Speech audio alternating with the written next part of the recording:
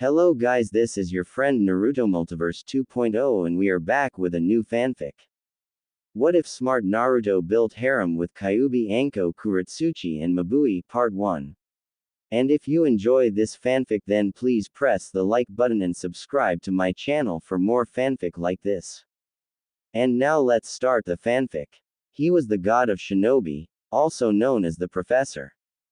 He had been through at least 2 or 3 out of 4 of the great shinobi wars. It could be said that he was known as the strongest shinobi ever to be created in the world. His name was Hiruzen Sarutobi and he was the Sandaime Hokage of Konohagakure no Sato. However, if one looked past his window then they could see 4 stone faces. He was the Sandaime, so naturally he was the third face on that mountain. Yes, the mountain contained the 4 Hokage figures of Konoha. The Shadaime, Nadaime, Sandaime and Yondaime. Now, where was the Yondaime if he got to have his face on the wall? Well, the Yondaime had a very early death due to the attack of the Kyuubi no Yoko on the village on October 10th. Since the Sandaime had to step back into the duty of being Konoha's top protector. Sarutobi sighed as he rubbed his elderly bones before he heard a knock on the door. "Come in," he said, and the sight in front of him would have made him happy if he didn't see a pair of cold blue eyes, a mess of spiky blonde hair, and 3 specific whisker marks. He wore a dark blue shirt and black shinobi pants, and Sarutobi could see the small contract seal on the blonde's right hand as well as leaf hite on his head as one of Konoha's shinobi. Sarutobi wanted to say something to the blonde, but he stayed silent as the mysterious 12-year-old just dragged a person with white hair in front of the Sandaime and shamelessly dropped him to the floor while he took off a very large scroll and let it fall to the ground. "I've apprehended Mizuki, Hokage-sama. Just as you have asked. As you expected, he wanted the forbidden scroll of sealing. He tried to make my fake failure at the academy a sham and trick me. I have done my job. I also took Iruka to the hospital. Also, Hokage-sama, is it true? Am I the Jinchuriki of the Kyuubi no Yoko that attacked the village?" the blonde asked professionally. Sarutobi stared into his eyes and all he saw was professionalism. No hatred for the former teacher, no mixed feelings about the rigged test, and not about anything else. "Yes, Naruto-kun, you are the holder of the Kyuubi. The Yondaime sealed it in you hoping for you to be seen as a hero. I'm sorry that it came to that or that I hid it from you. I wanted to tell you when you were ready," Sarutobi said shamefully, and Naruto just looked at the ground. He seemed to just contemplate somethings before nodding. "I see. Well, will that be all?" he asked, surprising the Hokage as he turned his head towards the beaten-up Mizuki. Sarutobi, obviously shocked at how quick the blonde got over it, could only nod as he sent Anbu to take Mizuki away. Yes, Naruto. Good work. I'm sorry that you had to experience that. I'll give you an A- rank mission pay for this since the scroll was involved. You have done a good job," Sarutobi said with a smile, and Naruto just bowed before he spun on his heel and was ready to walk out of the door before the voice of the Sandaime called out to him. "Hey Naruto, for your success how about I treat you to some ramen?" Sarutobi asked with a smile, but Naruto just stared evenly. "I appreciate the gesture, Hokage-sama, but an important figure like yourself shouldn't need to worry about a genin. I might eat at Ichiraku from time to time, but that's to have a somewhat pleasant conversation with Tsuki-san and Ayame-san. Nothing more. Thank you for your time," Naruto said, and Sarutobi sighed at the decline before another matter rather important came into his mind. "Well then, have you at least gotten a partner? It's recommended that everyone have one. Most of the Jonin and Chunin have them. It's much easier when they are genin since friendships foster better," Sarutobi mentioned, and Naruto just looked at the seal on his hand. The same seal that had been branded to every Konoha shinobi and kunoichi. He had been given that seal when he had been given his headband by Iruka just a few hours ago. Naruto tore his gaze away from his seal before he just opened the door. "No offense, Hokage-sama, but I don't think I'll get much success out of that. You know what my rigged grades are and you know how people treat me. Besides, who would want to be the partner to the demon brat? I have no use of fools who can't see past their hatred or form their own opinions.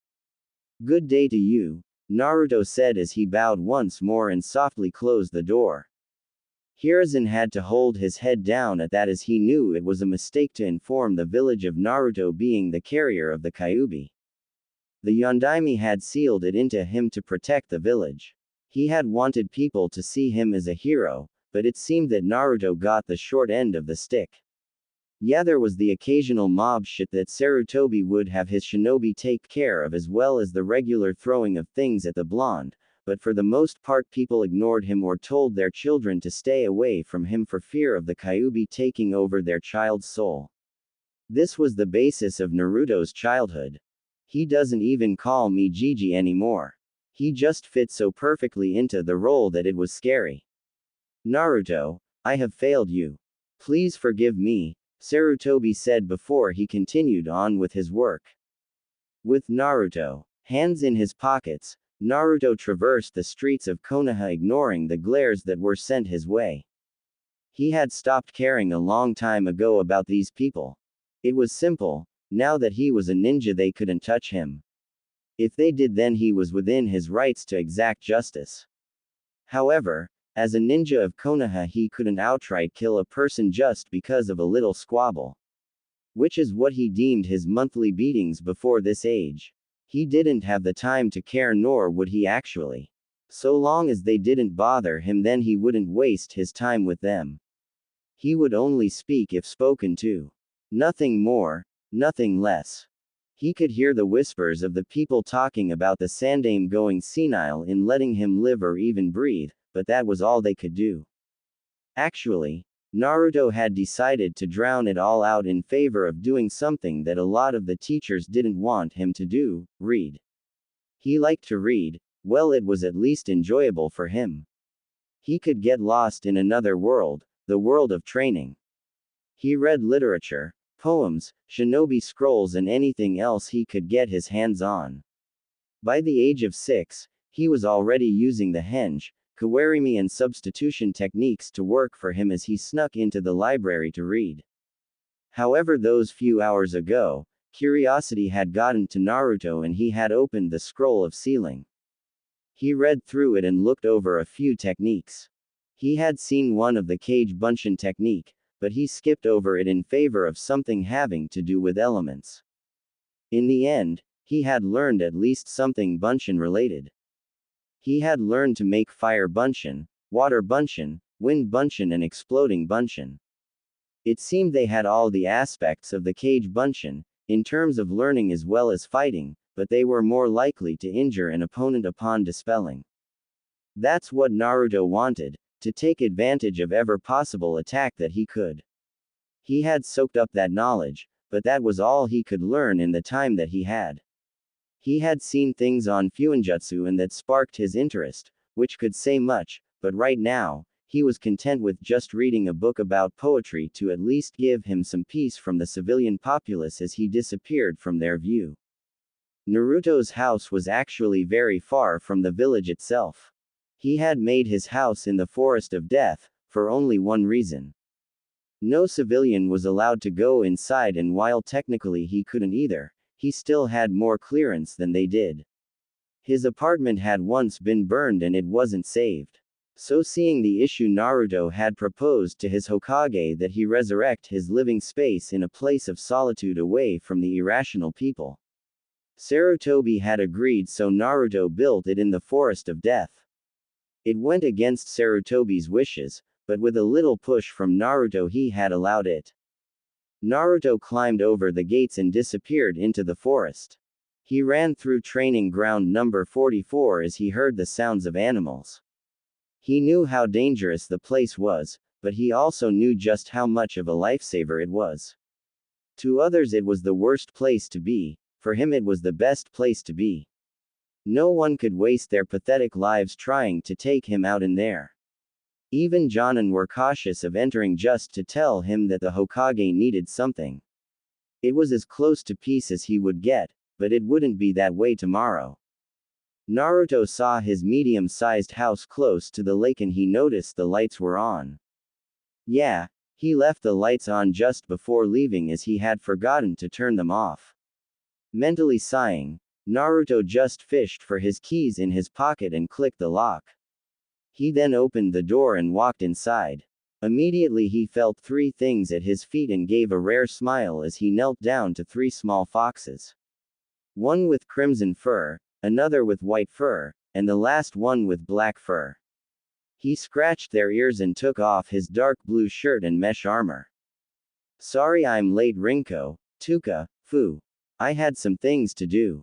You're all hungry, aren't you? Naruto asked, and the three kits yipped as they ran around his legs while he chuckled. He walked into the kitchen and took out their bowls and placed them on the ground. He poured some milk for them and watched the three eagerly eat their food while Naruto watched. He furled his hair with his hands and managed to relax. He had found Rinko when he was 4. She was by a trash bin trying to find something to eat when he had taken her. She was really feisty and really cautious of him, but about a month she all but accepted the blonde as her friend. Tuka was another female that he had found when he was 6. He had been training his kunai when he noticed 3 large snakes going after her. He had cut them down and he took Tuka home as well. He introduced Tuka to Rinko and the 2 females quickly hit it off as friends. They would snuggle together in their sleep while Naruto would train. Fu was the only male of the 3 and Naruto found him when he was about 10. It had been on his way from the academy when he noticed some kids picking on Fu, claiming him to be the Kyuubi's descendant and sought to end his life. Naruto really didn't want to get involved with that one as he knew that that would just give people more of a reason to hate him, but he'd be damned if he's allow someone innocent to go through the same thing. So he shielded Fu and proceeded to punch, kick and knock the guys a new one while he picked up Fu and took him home as well. He had bandaged Fu and took care of him. Rinko and Tuka also sought to take care of Fu as well. Naturally, that fight had gotten Naruto the unwanted hatred of the people, but he didn't care. By that time, they couldn't do much. Since then, Rinko, Tuka, and Fu had been by his side. When he would train, they would play or train with him. When he took a bath, they took a bath. When he slept, they slept. When he ate, they ate as well. They just loved to be with him. It seems that Hokage-sama really wants me to find a partner or partners. Well, I guess he has his reasons anyway, Naruto said to himself, getting Rinko, Tuka and Fu to look at him. That's right, all shinobi had partners.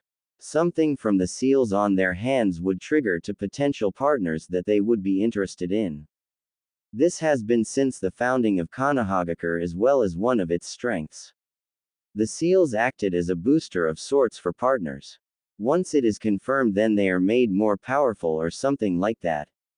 However, they are connected forever once sealed. It works for woman to woman, man to man, or man to woman, which is the most obvious choice. The thought of the others made Naruto sort of shudder.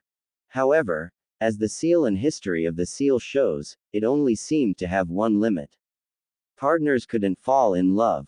Something about that was just odd, but Naruto didn't care. It seemed to be a limit that most shinobi and kunoichi ignored and just came together. The clan were the most famous in these seals, but Naruto didn't care. No one would be his partner, he knew that much. Still, he would just handle it himself. But right now, he had to sleep. He had team selections tomorrow.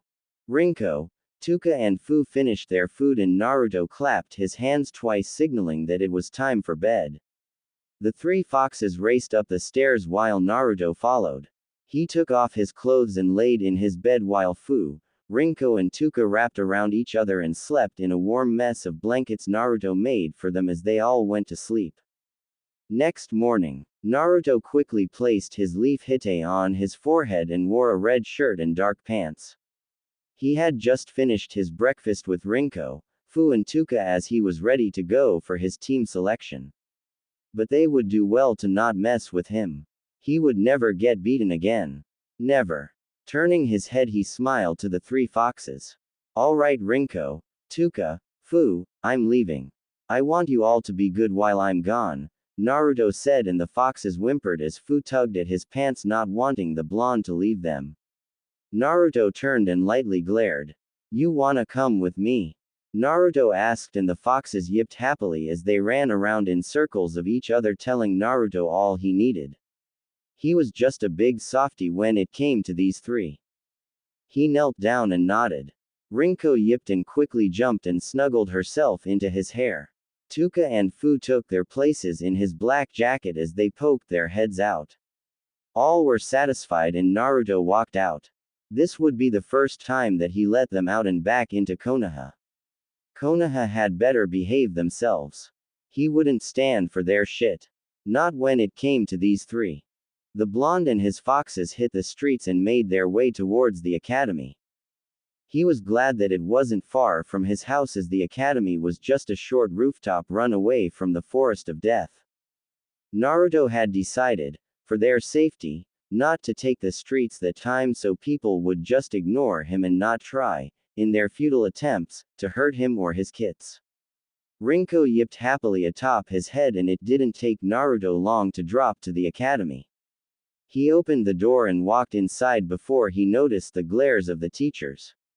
He ignored it all just in favor of reading a recent book he had and opened the door to his class.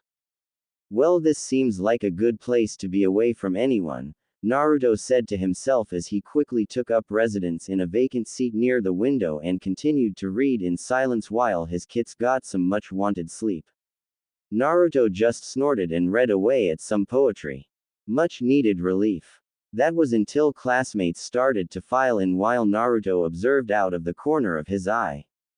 He could see a boy with a dog on his head, nuisance. A boy with glass, a jacket that covered most of his face, weird. A meek girl with a jacket and pupil-less eyes, kind. After her was a brunette with a very dark look in his eyes, emo.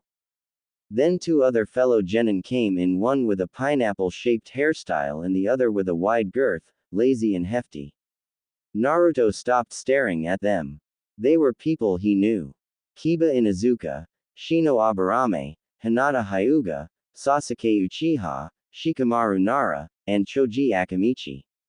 All from famous families or clans. Only Sasuke Uchiha was the last of his clan, which Naruto knew why, but didn't go into. If anything, Sasuke would say himself. He could see Kiba trying to talk to Hinata about how cool he and Akamaru were, but Hinata just ignored him in favor of trying to look around the room until her eyes settled on Naruto's form. The blonde shook his head and sighed. This same shit again. Great. As if I don't get that enough, Naruto thought, but he focused solely on reading as classmates filed in. Seeing that he was ignored, Kiba growled and followed Hinata's vision before they rested on a mop of blonde hair. Kiba widened his eyes and walked over to Naruto before his hand slammed in the table in front of him. What do you think you're doing here, Dobi? This is only for people who passed this class, Kiba said, but Naruto ignored him. However, his outburst had woken Rinko, Tuka and Fu as they glared at the dog man in front of them. Naruto just lowered his book while he felt others staring at him. He lowered the book just enough to allow Kiba to see his leaf hite before he pulled it back up. Conversations with boasters went nowhere. I'm not blind, idiot. I'm asking why you're here. Also, stop fake reading. We all know you're too dumb to even know how to hold a book, Kiba said as he threw Naruto's book to the floor near the chalkboard. It was then that Naruto just narrowed his eyes while Rinko growled at Kiba. Akamaru popped growled at Rinko, but Naruto felt Tuka leave his jacket as she ran down the stairs. The kids eyed the foxes surrounding Naruto, and Tuka picked up the book into her mouth and carried it back to Naruto, who took it and rubbed Toka's head. Good girl, Tuka. Someone just earned a treat later, Naruto said, and Tuka yipped happily before she withdrew back into Naruto's jacket. Also, Inuzuka-san, I would ask that you not touch my stuff. If you request something of me to know, then I ask that you ask politely. I will tell you what you want or not depending in its importance. Now then, I have graduated as Iruka saw fit to let me pass. Does that satisfy you? Naruto asked, and Kiba just growled as he glared daggers at Naruto before the blonde got up from his seat. He walked down the stairs and took the next seat to the window while opening his book as he continued to scratch Rinko's ears while the Crimson Fox purred. The class startled to settle down as some talked about Naruto's mood, but ignored the blonde while Sasuke took a seat next to him. He only took that seat simply because Naruto was like a repellent for fangirls. They just wouldn't leave the Uchiha heir alone, and it pissed him off to no end. However, he was happy for one thing. Naruto never said anything to him. They both just tolerated the other's presence. Neither said anything or tried to engage in conversation. For Sasuke, this was the only friendship that he honestly enjoyed. After about half an hour, Iruka came through the door in some bandages while seeing a smile from all the students.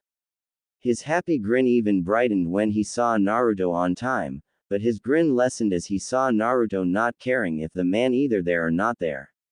He was just focused on his book of literature.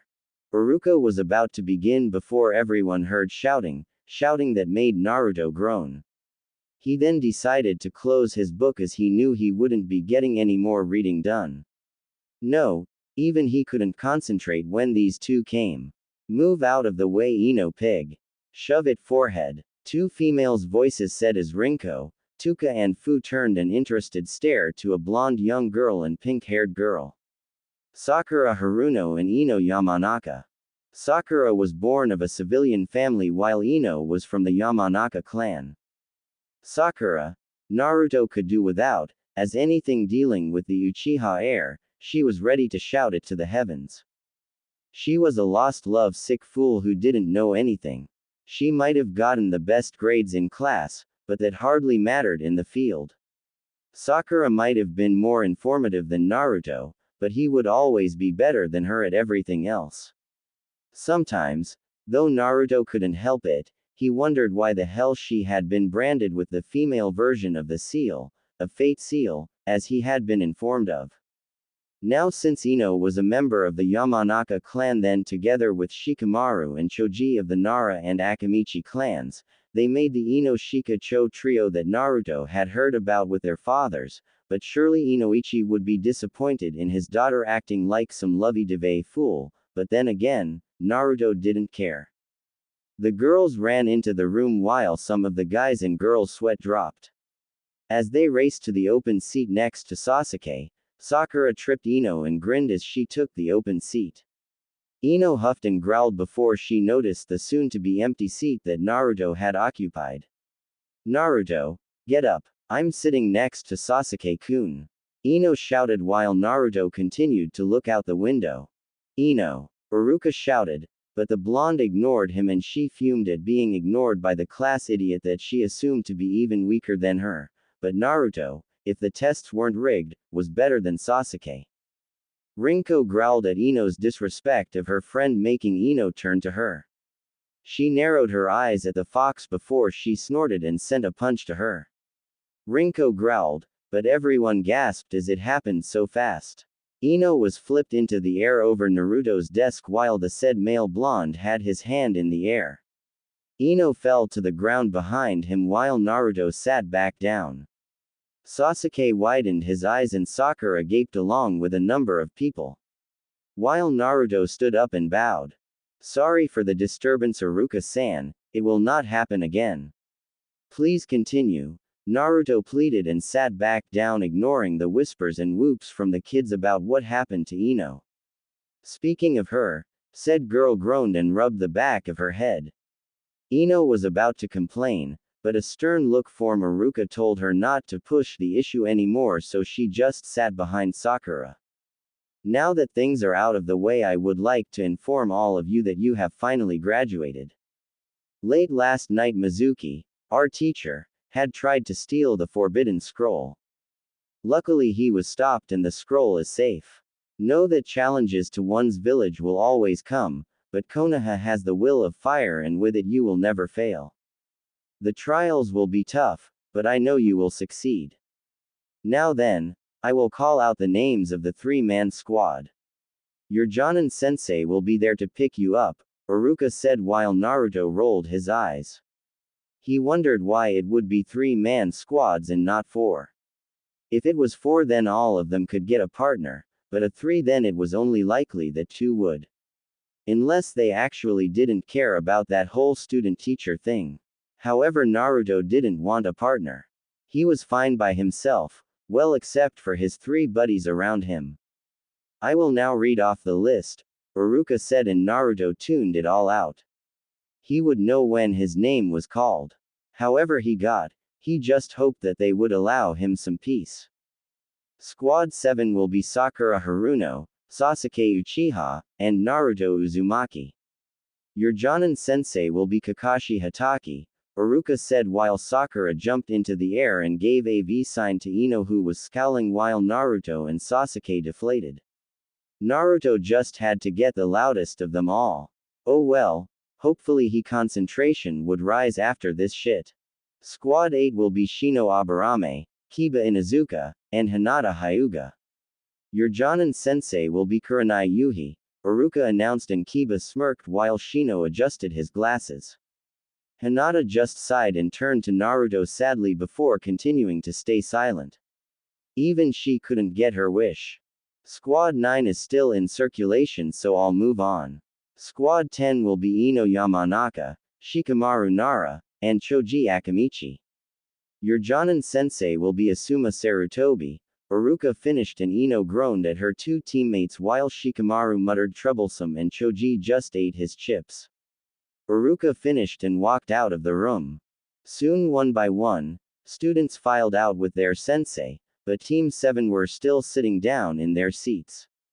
Sasuke still with glaring look, Sakura with hearts in her eyes at Sasuke, and Naruto just not caring. The blonde stood up and walked towards the opposite end of the room. What are you doing, Baka? Sakura asked, but Naruto ignored. He took out a kunai and held it in his hand, trying the chakra control exercise. Rinko, Tuka and Fu took this time to observe the room while Naruto spoke. You three can roam around if you want, but you must stay in this room where I can sense you, alright? Naruto asked, and the three kits nodded with their individual yips, and Sakura along with Sasuke watched the scene of the three foxes walking around the room. They jumped on the tables, yipped to each other, and ran around the room, but all three stayed away from Sakura and Sasuke. They continued to play around while Naruto focused his chakra. He slowly tried to balance the kunai. They would be sitting for a while waiting for Kakashi Hatake. 2 hours later, Sakura fumed and growled while Sasuke seemed a little irritated. They saw Naruto now balancing 3 kunai instead of 1, but deemed it stupid so didn't bother. However, Sasuke, despite his attitude, did care about what Naruto was doing. It intrigued him if he wanted to admit it. Where is that idiot? He's late, Sakura shouted, and she heard the clattering of kunai as she and Sasuke turned to see Naruto frustrated. He sighed and shook his head. His eyes suddenly darted to the right and he pocketed his kunai while he stood to his feet. He dusted off his pants and Naruto patted his legs as a signal. Immediately Rinko, Tuka and Fu stopped their roaming and ran back to Naruto. They took their places from the last time and Naruto leaned against the desks while the door opened. A man with gray hair, one visible eye, and a mask over a portion of his face appeared through the door and gave an eye smile. Team 7, he asked while Naruto, Sasuke and Sakura nodded, but not before Sakura shouted. You're late, Kakashi-sensei. She hollered while Naruto picked his ears. Kakashi nodded and rubbed the back of his head with a sweat drop before he looked from Naruto to Sasuke to Sakura and back to Naruto. Yeah, well, my first impression of you guys. I hate you, Kakashi said while Sasuke and Sakura deflated, but Kakashi saw that Naruto just glared at him with his cold, unwavering eyes. He just shrugged his shoulders and sighed. Alright, you three meet me up on the rooftops. Chop chop. Kakashi said as he disappeared in a puff of smoke. Naruto raised an eyebrow to the technique.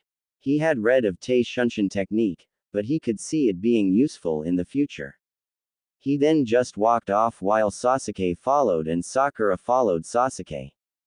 Hokage Mansion. Sarutobi sighed as in front of him was a problem that even he wasn't sure how to solve. It stood smirking in its gray trench coat with its long legs covered by fishnet armor and legs guard along with its purple, pineapple-shaped hair. It was actually a she and her name was Anko Mitarashi. Second in command of the torture and interrogation department of Konoha, only being surpassed by the one Ibiki Morino. Anko, why have you still not been partnered? Sarutobi asked while Anko gave a cheeky grin. She placed a hands on her hips and snorted. Partnered? Well, aside from the fact that more than half the people I pick are either weaklings or downright perverts. I mean, come on, how am I supposed to trust my back to a person who won't stop to be serious? Sorry, but no thanks, Hokage-sama. I'd rather watch out for my own neck if I can't trust anyone with it. Besides, I'm not a Tokubetsu Jonin for nothing. I'm still the hottest female kunoichi around, Anko said, grinning with the V sign. Sarutobi shook his head at her antics and just sighed. He knew the real reason for it, but it wasn't his place. He couldn't really force her to have a partner. That's why it was to be forced, only recommended that people be given a partner. The seal on each individual's head was created from a little after the Rakudo Sennin to foster friendship as well as strength. No one knows where it came from, but it's very useful. All 5 of the nations of a different type of seal, but in a strange case, all are compatible with each other, allowing shinobi from different nations to bond together. Yes, I'm sure that you are Anko, but I worry about all of my shinobi. You know that I was partnered with Bawako until her death. I still live with that grief every day, but I know that you don't have to, Sarutobi said as he thought back to his former student while he saw Anko's smile slip. Understood, Hokage-sama. I don't need you to worry about me, Anko said, and Sarutobi dismissed her while she shunshined out of the room, leaving Sarutobi to wonder about the purple-haired kunoichi. She's just like Naruto-kun in a sense. I guess that's what betrayal feels like. I would know so, Sarutobi thought to himself before he shrugged and got back to his work. With Team 7, Naruto, Sasuke and Sakura had finally made it to the rooftops and looked on around the area before they saw Kakashi leaning on the fence, and Naruto noticed an orange book in his supposed sensei's hand. He seemed to be blushing and giggling, which made the blonde tilt his head to the side. He really did like books, and giggling meant that a book was good, right? Naruto read the words at the front of the page and blinked. Aika, what is that supposed to be? Interesting, Naruto thought to himself before he noticed Kakashi looking at them as he pocketed his book away and folded his arms while Sasuke, Sakura and Naruto, himself, sat on the gravel. Alright then, you're my genin team. Now then, why don't we start with some introductions of yourselves, Kakashi said before Sakura raised her hand like she was in class and Kakashi pointed to her. Sensei, what do you mean by introductions? Sakura asked and Naruto rolled his eyes. How straightforward was it? This was the smartest girl in the academy. Bullshit. Well, like this. Things you like, things you hate, you hobbies, your dreams for the future. Things like that, Kakashi said and Sakura smiled. Can you show us how it is done? She asked, and Naruto was sure that if she ever asked another senseless and stupid question that he would smack the stupidity out of her pink little head. However, he heard Kakashi chuckle and it seemed that he was going to get some insight to the Jonin, so he supposed that he could thank her for that. Alright then, I'm Kakashi Hatake. I have many likes. I have many dislikes. I also have many hobbies. My dreams for the future. I don't feel like telling you, Kakashi said with an eye smile while Naruto mentally faltered. Sasuke and Sakura was more obvious as they sweat dropped. So all I know is your name and the fact that you're a Jonin.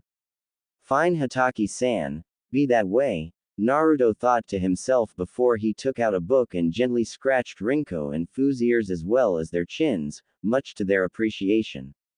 Tuka had been sleeping, so Naruto wasn't going to disturb her. Since you asked, you first, Pinky, Kakashi said, and Sakura smiled with a nod. She cleared her throat and spoke. Alright, I'm Sakura Haruno. I like. Looks at Sasuke. My hobbies. Looks at Sasuke and blushes. My dreams for the future are. Looks at the seal on her hand, then at Sasuke and blushes madly. I hate Naruto and Ino pig. Sakura shouted as she found no shame in it. For Naruto himself, he tuned her out while Sasuke rolled his eyes. Kakashi sighed and nodded. You next, emo boy, Kakashi said, and Sasuke's glare deepened while he kept his cold look. I'm Sasuke Uchiha. I don't like many things and I'm not interested in being a weak person's partner. I dislike many things. I have no hobbies. My dream, no, my ambition is to restore my clan to its honor and to destroy a certain someone. One that I will make a reality, Sasuke said, glaring fatefully while Sakura inched away. Naruto paid attention to that one and sighed. No doubt the younger brother was thinking getting revenge on him for the massacre of his clan. Naruto didn't say anything. Alright, you next, Whiskers. Quote. Naruto kept his face buried in his book as he continued to read and massage his kits and their ears or chins as they purred in his lap. He pretended to be engrossed in his book that was reading and his kits with their massage to listen to the Jonin. Hey Whiskers, you gonna tell us about yourself? Kakashi asked with an eye smile. Quote. Sakura fumed at Naruto's disrespect of their Jonin sensei while Sasuke didn't really care. Honestly, he would have liked to remain silent too, but he really wanted to just crush Sakura's little dreams, so he didn't really care either way either. Naruto flipped the next page of his book while Sakura exploded. Naruto baka answer Kakashi sensei right now. You're going to get us in trouble.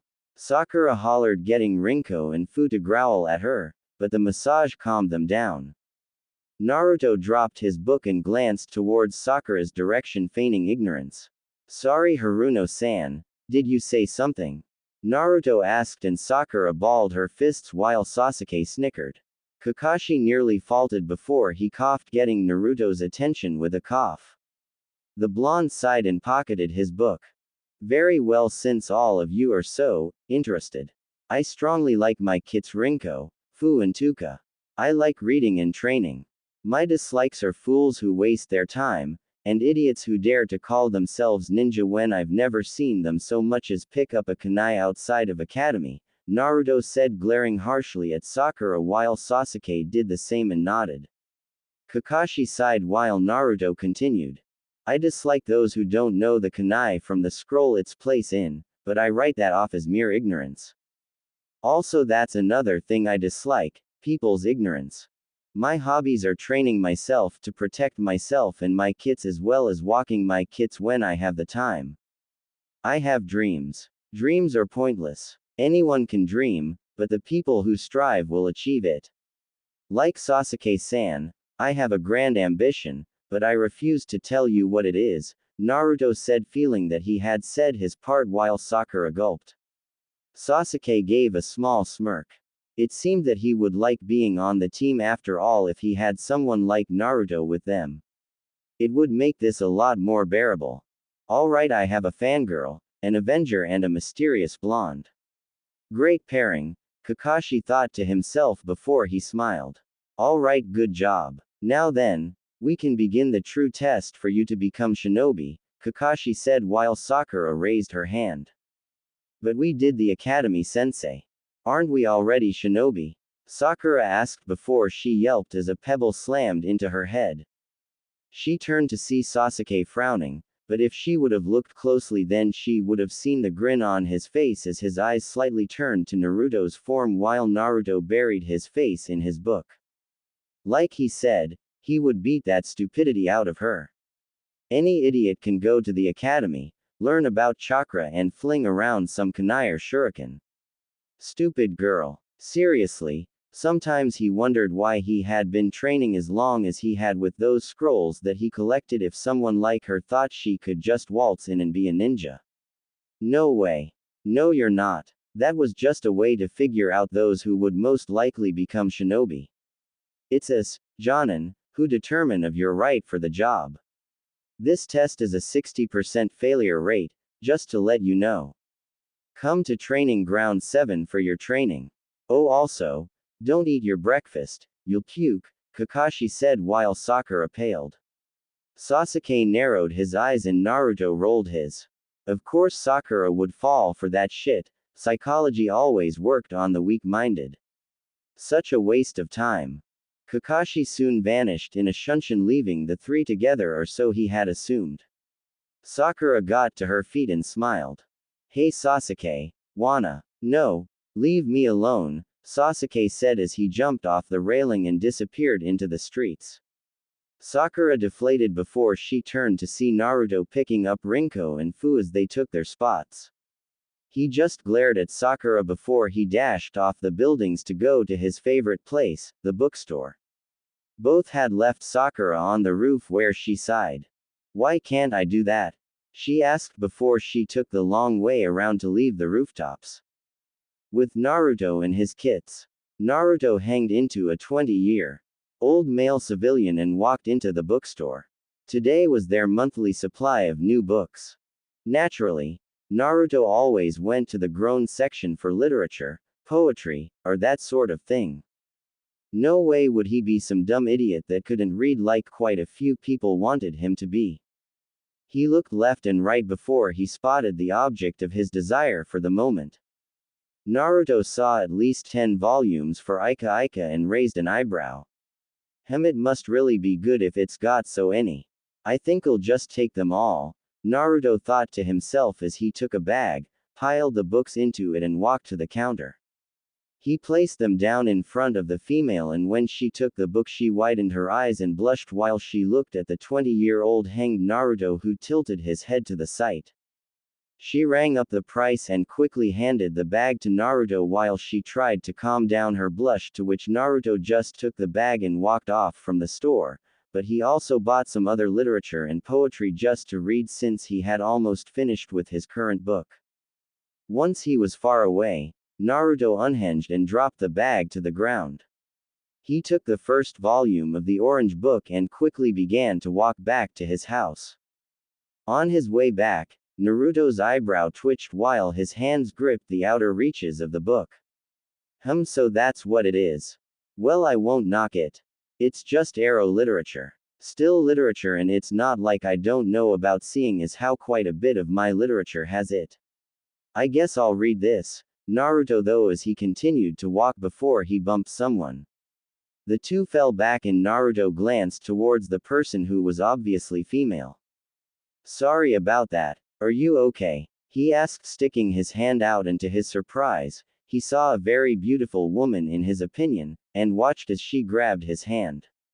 He had more expected her to shout profanities at him. Yeah, I'm fine. My bad, Gaki. That orange book.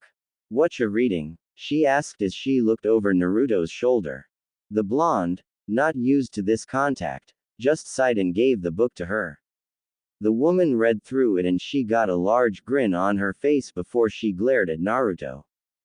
Aren't you a little too young for this? He asked while Naruto rolled his eyes. He swiftly took the book back into his possession, but he knew it was only because the woman allowed him to. She could have dodged that if she wanted, which told Naruto that she was very good. I don't think it matters to you what I read, Dadbao, but if you must know, then if you are content with teaching children 5 and older about killing, then you shouldn't keep them away from the joys. It's ignorance and I loathe ignorance, miss, Naruto trailed while the woman smiled. The sexy Anko Mitarashi at your service. Also I agree with you, Gaki. Old enough to kill, old enough to screw. You're Naruto Uzumaki, right? Anko asked, and Naruto nodded his head, sort of intrigued that this woman was different from about the whole of Konoha. Well, when you're finished then tell me how you like it. We should act out a page, she said, and Naruto at least had the decency to blush while he snorted. I don't mind, but you might be seen as a pedo for that. Not that I really care. In this society, morals amount to shit, Naruto countered, and Anko could thoroughly agree with that. She then looked to all of the other novels that Naruto had bought and grinned. Gonna whack off? She asked, and Naruto shook his head, not really embarrassed by her replacements for the word masturbation. It was normal. No, Naruto said as he stepped to the side. Anko grinned before she shouted. So where are you going? Mind if I come with? Anko asked, and Naruto rolled his eyes. He then grinned for some reason and shrugged. So long as you don't mind going to the forest of death, he said, and Anko stared at him blankly. She then smirked and sped to him while she wrapped an arm around his neck. I knew I was going to like you, Gaki. So you live in the forest of death, huh? Well, that's my favorite place, Anko said while Naruto rolled his eyes again. He had just met an interesting individual. Not that I don't enjoy the female contact, but I think you might want to lessen your hold.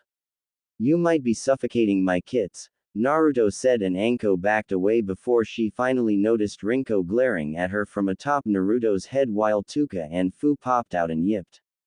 Anko smiled at the pet foxes Naruto had and nodded. Right. Sorry about that. Anyway, what are we waiting for? Let's go, Anko shouted, drawing attention while Naruto shook his head. Both made their way to training ground number 44 while Anko looked off Naruto's shoulder at the book he was reading while snickering at certain points of the story. From behind his crystal ball, Sarutobi smirked and cancelled the just you to stop his spying and leaned back into his chair. Well, things have certainly gotten interesting. I would like to see how this will turn out, he said before he went back to his number one enemy, paperwork. Naruto came up to his house with a very interested Anko right behind him. Much to the blonde's interest, the new woman that he had had his collision with was coming home with him. He certainly had no qualms over such a thing, as he never cared. Almost anyone would be allowed to come to his house if they had asked, but with most of Konoha being all the more ignorant, then that number never amounted to much at all. Honestly, the only people that Naruto could assume would come over would be the Sandaime or the people that he summoned. Nobody else would bother with the demon brat. Speaking of that, since learning of his Jinchuriki status, Naruto had found that he still felt no hatred towards the Kyuubi. He very well couldn't say that he liked this arrangement, but he dealt with it. He could do either two things. He could shout, complain, and holler about how unfair it was for him to be subjected to a fate, or he could accept it, not bitch about it, and be happy that he actually had more devastating chakra than a good percentage of Konoha's Junin. He just felt neutral towards the fox. Sorry if it's messy. I wasn't expecting company. Not that I ever really get it, Naruto said, with the last part being to himself, but Anko heard him and she sighed. Yeah. She knew of his problem, and the cold attitude around him sort of reminded her of hardened Junin who figured out the truth to the world, but never did anything about it. They just accepted it and dealt with it. What could he have seen? It reminded her of the look she got from lots of people when her former sensei, Orochimaru, betrayed the village. Since then, she's had to deal with the shit of being the bastard's teacher. Nah, that's fine, Gaki. Truthfully, my house isn't much better, Anko chimed in while Naruto snorted. He opened the door and walked through while Anko came through. Immediately she noticed that the inside of the house was very nice and clean. The living room couch, table, and other furniture was neatly placed along with a bookshelf, television, and little toys on the floor. Anko wondered what the toys were for, and she got her answer as she saw Rinko, Tuka and Fu climb out of Naruto's jacket and drop to the ground. They each yipped to each other and ran to their little toys on the ground. Oh, so that's for his pets. Well, not bad, Anko thought to herself. Make yourself comfortable, I guess, Naruto said as he walked up the stairs. Anko nodded, though she was sure he didn't see it as she sat on the couch. She took in the room and she noticed that the living room was connected to the kitchen where the refrigerator, stove, and other appliances were. If she was truthful, then she would have expected this house to be very dirty. It really changed her perspective. Where did he get the money for this house? As far as I know, if people hate him this much, then how did he afford it? He couldn't have built it himself. Maybe I should ask him, Anko thought to herself before she noticed Tuka looking at her. She looked back at the white-haired fox and smiled. Tuka just looked before she gave a happy yip and ran off. Anko snickered at the action. While she waited for her blonde host to come down, Anko noticed a single scroll on the table of the living room. It had a small kanji on it, but she wasn't sure for what. It had the kanji for pay on it. Tilting her head to the side, Anko reached out for the scroll and unfurled it. Immediately she saw a large chunk of steel hit the table. What the hell? Anko said to herself. She picked up a piece and gazed at the metal before she heard a voice. Touching people's things without permission isn't nice, Anko-san. Anko jumped and turned to see Naruto in a sleeveless t-shirt and blue shorts. Oh, my bad, Naruto. Didn't mean to. Just curious, I guess. What is this? Anko asked and Naruto turned to it. He sighed before he shrugged his shoulders. He took the metal from her and sealed it back into the scroll of paper. A little business that I have going on. It's not your concern at the moment, Naruto said, and Anko just shrugged, seeing that he had a point. She watched as Naruto took out his books that he had bought from the store and placed them in a shelf. So then mind telling me, where you got your pets? Anko asked, trying to strike up a conversation while Naruto turned to her, then he looked at his kits. They were still playing like normal and he snorted. I just picked them up. It's no big deal. However, they are mine. Like me, they no struggle. Still, I will never allow anyone to bring harm to them. You could say, they are outcasts like me, Naruto said, and Anko seemed sort of surprised before she saw Naruto enter the kitchen. He took out a teapot and placed it over the stove while he waited. Yo Gaki, that thing you said earlier. That you don't tolerate people's ignorance. What was that? Anko asked and Naruto continued to watch the teapot as steam came from the top. Ignorance, being uninformed of the world around you or not trying to be informed of it. Not coming to one's own general facts. I find that bullshit. As I said, I don't tolerate ignorance. You could say that I don't tolerate the people who spread their ignorance to others. In this world, ignorance get you killed. I refuse to be ignorant. It's been that way since my birthday 7 years ago. The day that I lost my ignorance of the world, Naruto said, his voice getting colder and colder while Anko seemed uncomfortable, which was saying something since she worked for Konoha's T&I department. Being there, then the word uncomfortable is the norm for you. But this just wasn't the case. Well, what about people who are informed? People who do stupid shit even if they are informed. Or even if they apologize. Anko added, and Naruto took the time to think that over. Which, for Anko, wasn't very long. Then you aren't ignorant. They are just fools. I despise fools more than people's ignorance.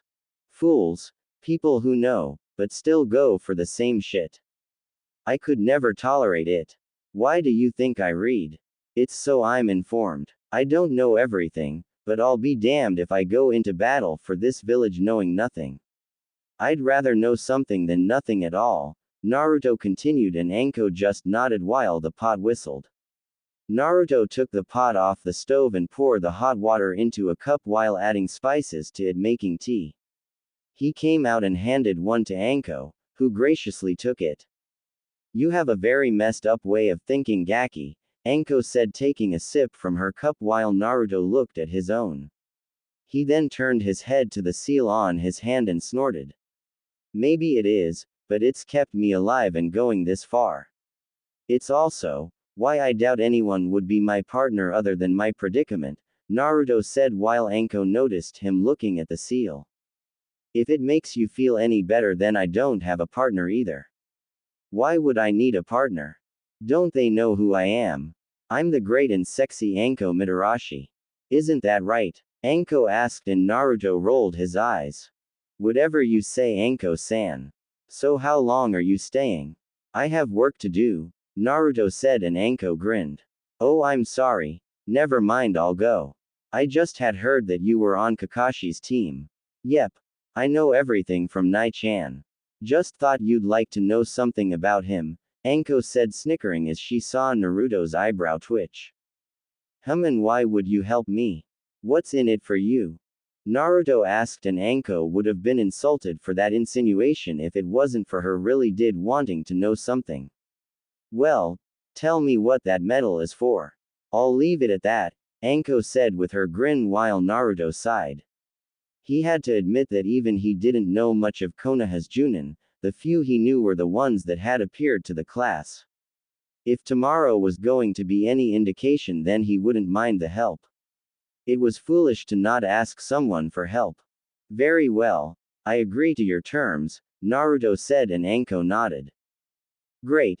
Now then, Kakashi, he's one of Konoha's top Junin along with yours truly he. He doesn't have a partner. Why no one knows, but it's said that he's still strong regardless. I can't tell you everything, but I will say this. You'll need teamwork to beat him. No wait, you'll need teamwork to try and survive. He's got a main Raiden affinity, but he's adverse in Kaden, Sweden, and Doden affinities. There. How is that?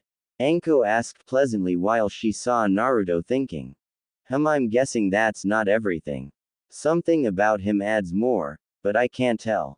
Still that it helpful and it's rude not to return the favor, Naruto nodded to himself and turned to Anko.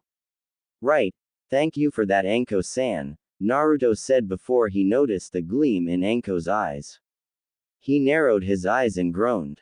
Very well, it's fair. What you saw in the scroll was in fact steel. I ask that you not tell anyone this as it won't do me any justice. I'd rather not tell you much, but I can tell you. That steel is the reason that I have this house. It's also why I'm able to purchase my books. Call it business, Naruto finished and Anko groaned. She wanted to pout at this not being fair in exchange of information and she was about to bring Naruto up on it before the blonde held up his hand. That is all I'm offering. Any more and I put myself in danger. Sorry, but you're still a mystery to me, Anko-san. Thank you for the information, Naruto said with a bow while Anko sighed. So that was as far as she could get, huh? Oh well. Alright then, but be warned, Gaki. I'm going to uncover your secrets. Got it? Anko asked and Naruto's response was a scoff before he watched her get up and leave via the door. Thanks for the tea. We gotta do this again, she said with a wink before she closed the door. No we don't, Naruto said to himself before he leaned back onto his couch and closed his eyes. He really didn't feel like working right now, but he had to. He also had to plan. Now that he knew this, then he could be ready. Council room. Hokage-sama, how could you put my precious daughter with that monster? A woman with blonde hair shouted as she slammed the table in front of her. Konoha's council was made up of two factions for the Hokage. The Civilian Council and the Shinobi Council. The Civilian Council dealt with all matters concerning the marketing, shops, trades, and commerce of Konoha while the Shinobi Council took action to advise the Hokage over military affairs like treaties, wars, new coming shinobi, things like that. However, they could only advise and help the Hokage, not make decisions for him. That's why the Shinobi Council was a meeting of all the clan heads of Konoha's clans. The Aburame, Yamanaka, Nara, Inazuka, Akamichi, and Hyuga headed by Shibi, Inoichi, Shikaku, Sum, Shuza, and Hiyashi. All from their respective clans. There was one vacant seat for Uchiha as that had to deal with the Uchiha massacre and Itachi Uchiha, the man who slaughtered the Uchiha clan in one single night. Now the current topic was always a hot one. The discussion of Naruto graduating and being placed on a team. Mebuki-san, I ask that you keep your tone in check. He is no monster, and I'll have you know that my law is still in place. Understood. The aged Hokage asked while Mebuki Haruno shrunk underneath his gaze. Right next to Sarutobi were his former teammates Homura and Kaharu. Next to Kaharu was another of Sarutobi's old teammates, the warhawk Danzo Shimura. Still Hokage-sama, how could you allow that boy to pass graduation? He stole the forbidden scroll. A civilian shouted while Sarutobi just looked on tiredly. No. Naruto-kun returned the scroll after apprehending Mizuki. You should all be aware of that. I believe that the exceptions of Naruto-kun's talent have earned him as such, Hiruzen spoke while some of the council gawked. Talent. Hokage-sama, if I may be so bold. Naruto-san was the dead last in the academy. The fact that he passed was sheer luck if I had to guess, Inoichi said while some of the council members looked at him. I much concur with Inoichi-san. Not just to pass him, but to place him with Sasuke Uchiha. No doubt he won't be as strong if that boy is there, Homura spoke. Sarutobi groaned to himself as he wanted anyone to intervene. That is not truth, Homura-san, came an unexpected hearing from Danzo. His old, but commanding voice brought everyone's, especially Sarutobi's, attention to him. Oh, and why would you defend the boy Shimura-san? Kaharu asked, rather intrigued at this. Danzo just snorted while his cane could be heard hitting the floor. You fail to realize that I know more about potential than all of you. If you must remember, then experience is everything. If I had to say, if not for some misguided circumstances, then the boy surpasses, if not equals, the Uchiha. It's something you should look out for, Danzo said while some civilians murmured obscenities about such a thing not being possible. Sume, Shuza, and Shibi could agree with that. They knew about Naruto and cared not for what he held. Those like Shikaku and Inoichi were neutral. Hiyashi was the only person who seemed to despise the boy. No one knew why though. Well, it's not like anyone is going to become that boy's partner. I think the person who does so is going to be driven insane from his power. It wouldn't do anyone justice, would it? A civilian asked while some of the shinobi side narrowed their eyes. They all had their partner seals active and they understood the purpose to partners. It was what actually made Konoha this strong. Seriously, these greedy civilians knew absolutely nothing at all. Well, you'll just have to wait and see.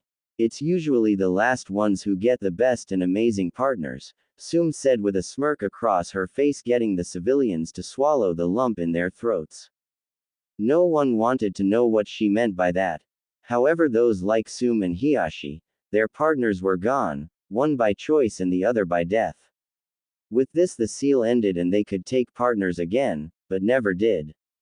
It seemed that an unsettling feeling stopped them from doing so. Neither could figure it out. In any case, I feel this could be good for not just Naruto-kun, but also Sasuke-kun as well. Now then, is there any other news? Sarutobi asked, and a civilian stood to his feet and coughed, getting everyone's attention. Yes, Hokage-sama. There is the newest news from Exodus Metals Company.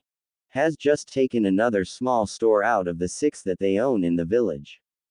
They have now signed on Ichiraku Ramen's Tuki-san and Ayame-san.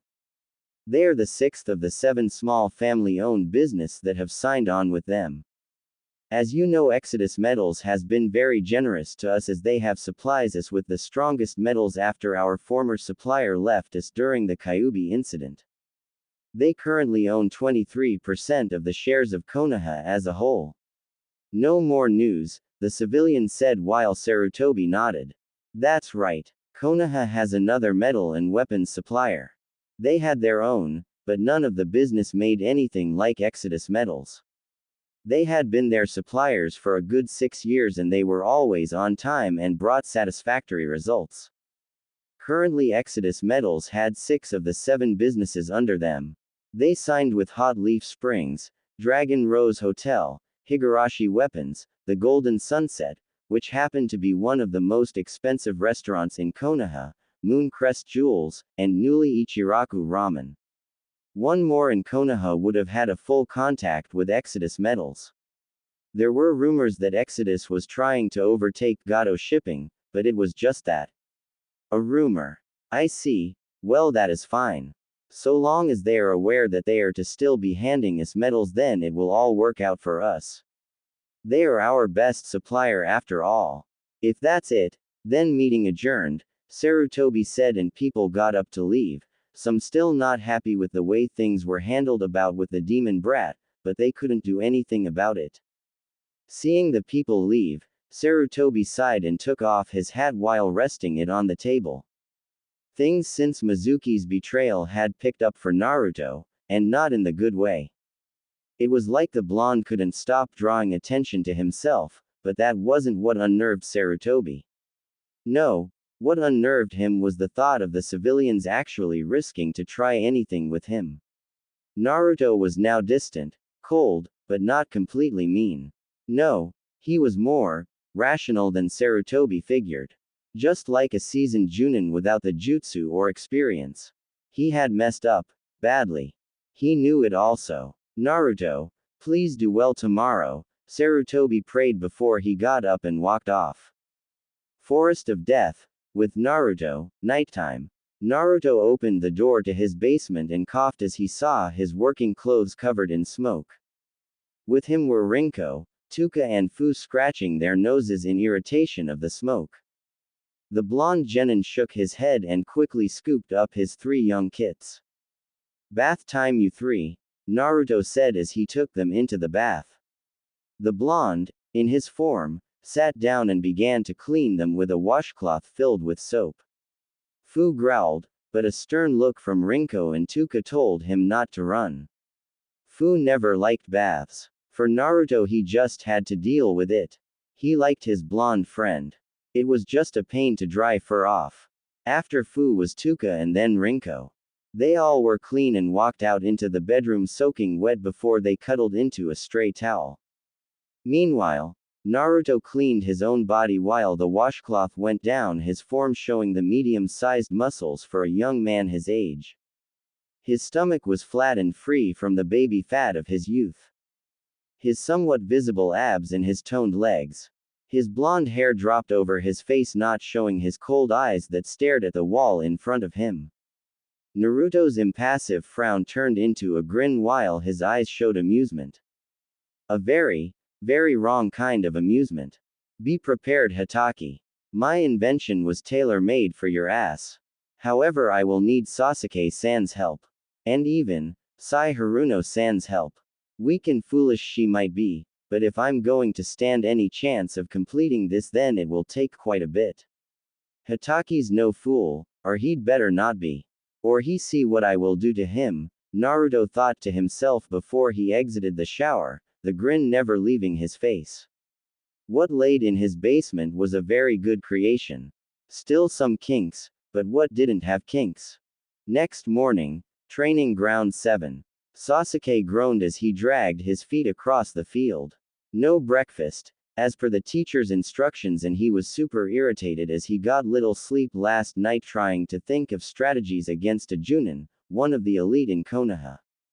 Sasuke knew that beating the guy by himself was little more than a pipe dream at best.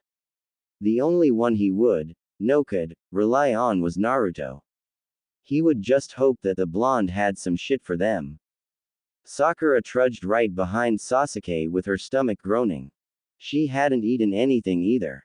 She was dead tired. She had also been packing materials for the fight as well, but it pissed her off that she had to miss her breakfast. She wanted to lose weight, but not go entirely hungry. It was insane. However, just before leaving, Sakura's mother had told her to be wary of Naruto. Sakura wasn't sure why, simply because in her eyes, he was just an idiot that disrespected his superiors. However, she told her mother that she would be careful. Both trudged through the forest and sat down next to the fence. Sasuke-kun, please tell me that you had something to eat, Sakura pleaded while Sasuke just closed his eyes and snarled, telling Sakura that he had nothing to offer at all. He was just as hungry as her, if not more. Both waited for about 10 minutes before Sakura sighed, not even having the strength to get angry. Man, where is that idiot? He's late along with Sensei. I swear that he's going to be trouble for us. But hey, if he doesn't show up, then that means that Sasuke-kun and I will be on the same team when we pass. Sasuke-kun will be spending so much time for me, then he will see that I can be his true partner. Sakura got a devious grin across her face, and Sasuke was too tired to even try and deal with any of her shit today. So I take it you two haven't eaten? A voice asked while Sasuke and Sakura widened their eyes. Sasuke's head darted left and right along with Sakura before the Uchiha looked up. Sakura followed where his eyes were and both saw Naruto sitting on a tree branch with Ika Ika Volume 1 in his hands. Sasuke noticed it was the same book that Kakashi had around the few times he had seen the man yesterday. Now Naruto had the same book in his hands. Still, when did he arrive? How did Sasuke not sense him? Naruto baka, where the hell have you been?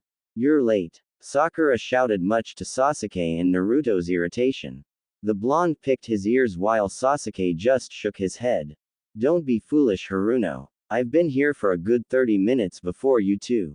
I was wondering how long it was going to take you find me, but you never did. How boring, Naruto said as he flipped a page of his new book. Sakura fumed while Sasuke snorted. Well, why aren't you all pissed off like us? Shouldn't you be irritated as well? Sakura asked, and Sasuke wanted to know as well while Naruto held his book down. Well, unlike you two, I actually ate, Naruto said, and Sakura widened her eyes while Sasuke raised an eyebrow. You idiot, you went against Sensei's orders. You're going to get in trouble and you're going to drag us down with you. Sakura yelled, and Naruto rolled his eyes. Wrong, ignorant woman. You're the ones who will be in trouble. We're doing a training camp against a Junin and you two think that not eating is going to give us any better a shot at him. Look at yourself, Haruno. You are tired, you are hungry, and you're bitchy right now. Not what a shinobi should be. Sasuke, at least, knows to use this time to try and recover whatever sleep he lost, Naruto said while Sasuke snorted. He had closed his eyes for a few minutes before he heard the wind shift. He let out his hand and felt something enter. He opened his eyes to see a sandwich. He looked back up at Naruto questioningly. Don't mistake anything. I just need you to be full so I don't pick up your slack, Naruto said, and he tossed a rice ball towards Sakura. That goes for you, Haruno. When you're finished, you'd better get as much sleep as you can get. You'll need it, Naruto replied before pulling his book up to cover his face. Sasuke wasted no time eating the generous gift given to him as he wanted to say that he didn't need a trivial thing. He and Naruto knew better that he wanted to devour the sandwich. So, Sasuke ate his food while Sakura ate hers humbly. Both then went to sleep while Naruto continued to watch over them as he unzipped his jacket.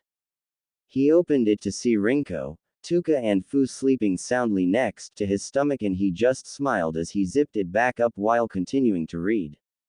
Hurry up, Hataki-san. The longer you wait, the longer I get to plan out scenarios to hit you with, Naruto thought to himself with a grin before he read his book a little further, and his eyebrow twitched. Really, man, you're not going to do it outside. She's right there waiting for you to stick it to her. God, you ignorant male protagonist.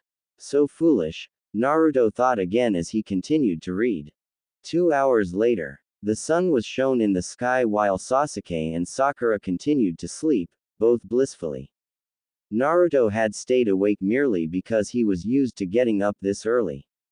Yeah, his past training had seen to that, but that was for another time. Right now, well, he could finally cut loose a little. He heard the trudging of feet and he noticed Kakashi arrive. He was humming to himself as he came to the field. Kakashi saw 2 of his students sleeping and gave an eye smile. Yo, it's time to wake up my little genin, Kakashi said, getting a twitch from Sasuke and Sakura. The Uchiha opened his eyes feeling a little more rested at Naruto's advice, and so did Sakura before she took notice of Kakashi. You're late. she hollered, getting a groan from Sasuke while Kakashi gave an eye smile. Yeah, sorry about that. You see, I was helping an old lady with her shopping when all of a sudden a black cat crossed my path. I feared for myself and the woman, so we had to walk all around Konoha safely to her house, Kakashi said while Sakura and Sasuke sweat dropped. Naruto just rolled his eyes. It would be foolish to reply. Well then, let's go inside and we'll get started, Kakashi said, and they followed him. Team 7 placed their things next to a large memorial stone which wasn't far from 3 log posts. Next to the bag were bentos for each of them. Naruto, Sasuke and Sakura stood next to each other while Tuka, Rinko and Fu watched the scene from the shade of the trees. They yipped to each other before paying attention. Alright, the only purpose here is this, Kakashi said as he pulled out 2 bells. He smiled while they each seemed confused to his actions. He strapped them to his waist and explained. It will be simple. You just have to take these bells from me. If each of you gets a bell, then you pass. Plain and simple, but the one who loses will be tied to the post while the winners eat their lunch. You have until noon, Kakashi said, making Sakura and Sasuke breath sighs of relief that they had eaten. What, sensei? There are 3 of us. Why are there only 2 bells? Sakura asked while Naruto and Sasuke narrowed their eyes. Both glanced to each other and nodded before paying attention. Very perceptive Sakura. That is right, there are only 2 bells. That means that one of you will be sent back to the academy, Kakashi said with the straightest smile before it turned deadly. Come at me with the intent to kill or you won't get these bells, Kakashi said, getting nods from Naruto and Sasuke. Sakura just seemed unsure, but also nodded because they did. Seeing all of this, Kakashi nodded and started to count down. 3, 2, 1, start. Kakashi shouted as Sasuke and Sakura jumped away from sight. They disappeared into the trees and the bushes while Kakashi snorted. Well, at least they can hide, Kakashi thought before he turned to see Naruto looking at him. You know, you're supposed to hide, right? Kakashi asked. Quote. Naruto said nothing to the Junin as the two continued to look at each other. Sakura tried to resist the urge to slam her hands into her large forehead for Naruto's antics. He doesn't even know how to hide. What a loser, Sakura thought to herself while Sasuke just narrowed his eyes. The Dobi really wasn't a Dobi. He knew this, but he'd be damned if he didn't say that he wasn't confused. Naruto and Kakashi continued to stare at each other before Kakashi shrugged and took out his orange book. He narrowed his eye when he noticed Naruto's hands reach into his pockets. The blonde pulled out the same orange book and opened it up to where he had bookmarked. Kakashi's eyebrow twitched while Naruto just let his eyes go through the words. Aren't you a little young to be reading that, Naruto? Kakashi asked with an eye smile. Naruto didn't seem to care about what Kakashi thought, but he did respond. It is none of your concern, Hatake, Naruto replied, and Kakashi faltered at the blunt answer. By the way, did you get to the middle yet? The part where Suhade and Jiraiya come together and Naruto stopped as Kakashi shouted. Hey, no spoilers. Those are the worst. Besides, you're a little behind. I'm on volume 3 right now, Kakashi said, and Naruto snorted. I'd expect as much. Oh well. So, are we fighting or what? Naruto asked while Kakashi shrugged. You're the ones wasting time, Kakashi said, and Naruto nodded. So I'd suppose, Naruto said before he abruptly threw a kunai at Kakashi. The Jonin expected it and grabbed it easily before he saw Naruto's smirk. He looked over and noticed a burning paper before he widened his eyes. Kakashi threw the kunai away as it exploded near him. Kakashi backed away and quickly pocketed his book, taken off guard by the sudden action. He turned and saw Naruto was gone. The Junin narrowed his eyes and quickly lowered his body to dodge a kick to the head. He sent a kick towards Naruto's chest, but the blonde swerved his body and grabbed Kakashi's leg. Kakashi narrowed his eyes while Naruto held up a hand sign. Sayonara Hatake-san. Kai. Naruto shouted as he exploded in fire. Sasuke and Sakura widened their eyes to the action. Kakashi flew from the fire and skidded across the ground. Fire Bunshin. How could he do that? He's just a genin, Kakashi thought to himself. He could see the fire still burning before he saw a fire across from it. Naruto held out his hand and shouted. Futon. Shinkaha, wind release. Vacuum wave, Naruto yelled as he took a deep breath of air and spun rapidly while he released, sending 3 large wind blades towards Kakashi through the fire. The fire enhanced them as they blew towards him. Kakashi narrowed his eyes and jumped away before he heard Naruto shouted. Sasuke now. Kakashi turned his head and he saw Sasuke smirked. The Uchiha unloaded a group of shuriken at his sensei before Kakashi took out a kunai. He parried all of the shots against his form before he was forced to dodge a heel drop from a clone. Not bad, but not good enough, Kakashi thought as he sent a kick to Naruto. He slammed the blonde in the chin before a log appeared in his place. Kakashi glared before he heard another shout. Kaden. Gokaku no Jutsu, fire release. Great fireball technique, Sasuke shouted as he launched a large fireball towards Kakashi. The Junin was more than ready to dodge the shot before another shout assaulted his ears. Futon. Shinkushoha, wind release. Vacuum palm wave, Naruto thrusted his right hand forward and a burst of wind expelled from it as it collided with Sasuke's fire. The fire grew in size, forcing Kakashi to do a jutsu of his own. Sweden. Sujinheki, water release. Water encampment wall, Kakashi shouted and the pool of water behind him shot up and over his as it collided with the fire, forcing a heavy steam to roll over the field. Naruto and Sasuke looked left and right for their target. You two are different than your other teammate, but different isn't always better, Kakashi's voice echoed through the steam. Sakura could only watch on before playing her part. That's right, her part to Naruto's plan. Flashback. 1 hour earlier.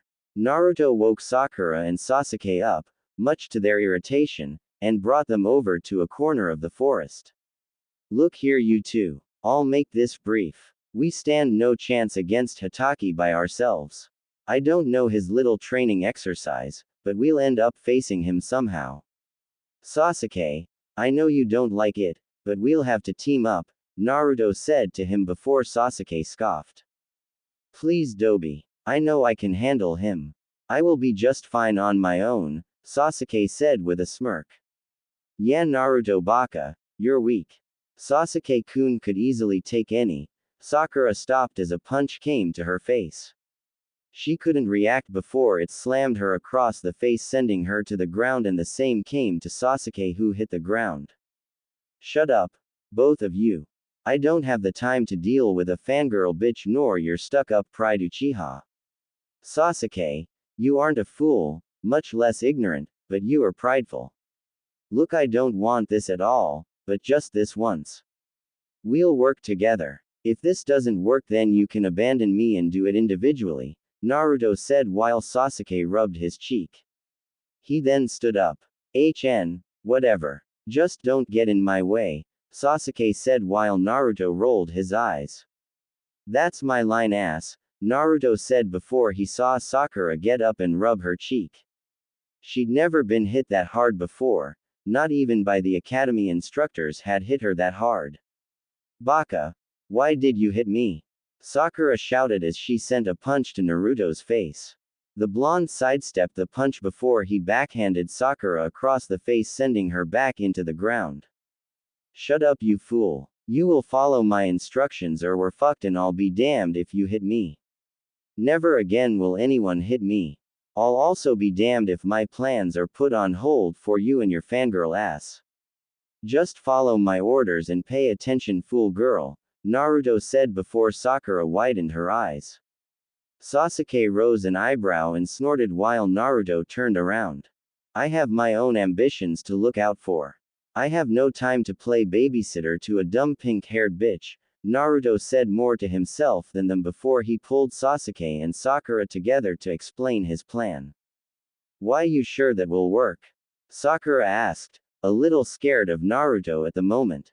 The blonde glared at her with his cold eyes getting a flinch from her before they settled down. No, I'm not 100% sure. At best this will only work at 20%, but that is the best than just charging him. But are you both aware of the plan? Naruto asked and Sasuke nodded, going back to sleep. Sakura slept also while nursing her cheek. She heard a sigh and she noticed Naruto place a bandage on the side. Go to sleep, he said as he took his place back in the trees. He might be cold, but that doesn't excuse hitting a girl. He wasn't like that. He needed more training. Flashback over. Just wait my turn and act when he says so, Sakura said with a gulp of her throat. She touched the bandage on her cheek and nodded. She heard a grunt and noticed Sasuke flying as he slammed into a tree. The Uchiha slumped to the ground in pain before the steam began to clear. She noticed Naruto and Kakashi clashing kunai as the sparks flew off. You managed to keep Sasuke from taking all of the hit. Impressive, Kakashi said with an eye smile. Naruto just snorted before he jumped in the air and turned his body, sending his foot to Kakashi's face. Kakashi caught that leg before Naruto sent a punch to his face. He blocked that also and Naruto turned his body. He grinned, he slipped his hand near the bells. What the? Why is he this good? Wasn't he the dead last? Has he been training secretly? Kakashi thought to himself before he pushed his body away from Naruto. The blonde rebounded and fell to the ground while folding his arms. Damn you, Hatake. You're not taking this seriously, are you?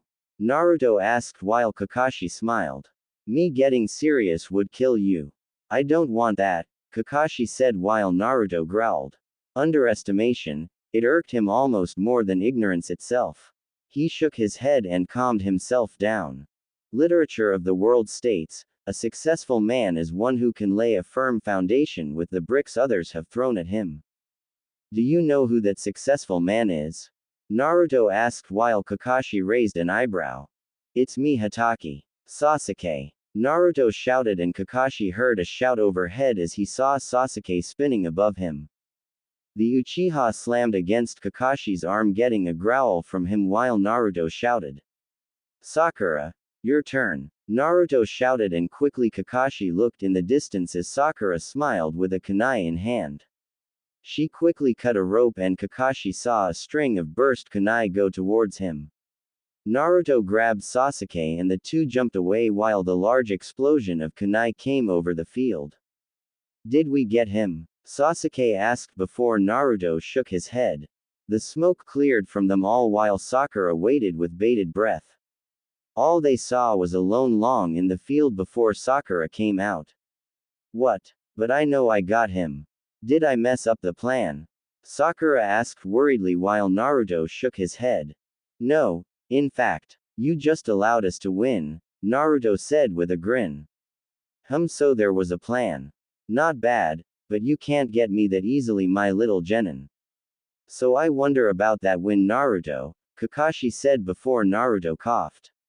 He was kicked in the stomach and sent flying while Sasuke soon followed. Kakashi glanced towards Sakura before smirking. Boo! Sakura flinched and backed away before she heard a cough. She turned and she saw Naruto nod. Sakura gulped and held her kunai. And what are you going to do with that? Kakashi asked with an eye smile. Sakura lunged for the Kakashi before the Junin easily countered and grabbed her by the shirt and brought her into the air. Sakura coughed before Kakashi smiled. Am I hurting you, Sakura? Sorry about that, Kakashi said, rubbing his head sheepishly. He then heard a large whistle through the air and he noticed Sakura throw an array of kunai and shuriken at Kakashi's body. He widened his eye before he felt his hands grabbed.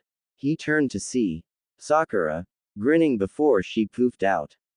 In her place was Naruto as he exploded in fire. Kakashi cursed and backed away while the kunai stuck the ground. 10 minutes left. I'll use it now, Naruto said to himself as he took a scroll. Sasuke, go. I've got to prepare this, Naruto told him, and Sasuke nodded as he shot forward. Kaden. Gokaku no Jutsu, Sasuke shouted at the top of his voice as he sent a fireball at Kakashi. The one-eyed copy ninja jumped over the jutsu and threw a kunai at Sasuke, who blocked it with his own. The two clashed against each other while Kakashi smiled.